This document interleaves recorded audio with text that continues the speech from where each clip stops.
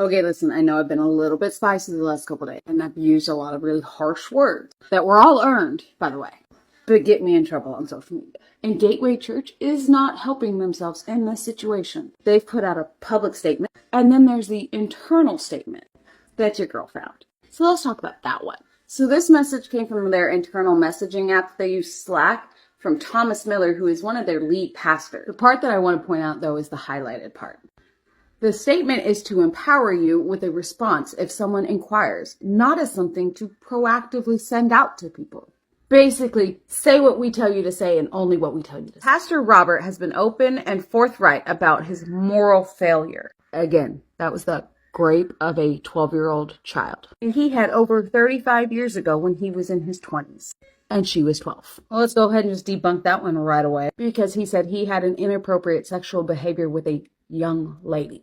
12 is a child. The 2-year restoration process was closely administered by the elders at Shady Grove Church. Fitting name. The restoration process included him stepping out of the ministry for a period of time. 2 years of church counseling, and magically he is no longer somebody who wants to sexually assault a child.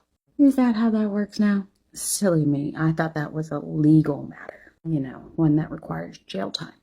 The matter was properly disclosed to church leadership.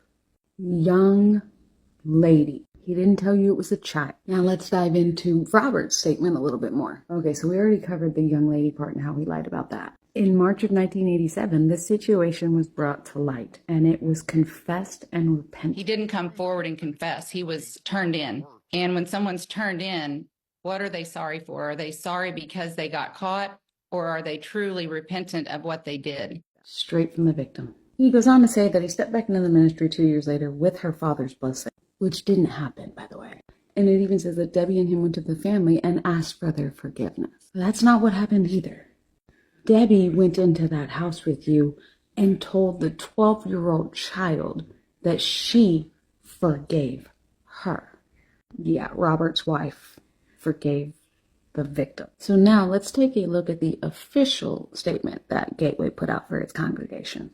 Now I'm going to show you the whole thing, but there's only really 3 parts that I want you to pay attention to, because the rest of it is really just kind of fluff. So they say that the Board of Elders called a special meeting and accepted Robert's resignation. Why does the guy who sexually assaulted a 12-year-old get to resign? Why did you not fire him? Why did you not make an example of him in front of the congregation like the Bible calls for? Here's the second notable thing in their statement to the congregation. They retained a lawyer. And the last notable thing in their statement is that they are bringing in an outside preacher for this weekend that has an important message for this unthinkable time. It's giving the let me distract you with this famous guy so that you forget about what's happening over here. Seems to me that Gateway still has a lot of questions to answer for. Make sure you follow me, because on the next video, we're going to get into the book that Robert wrote explaining why he was gone from the ministry for 2 years. Here's a teaser. He lied. Have a day, observer.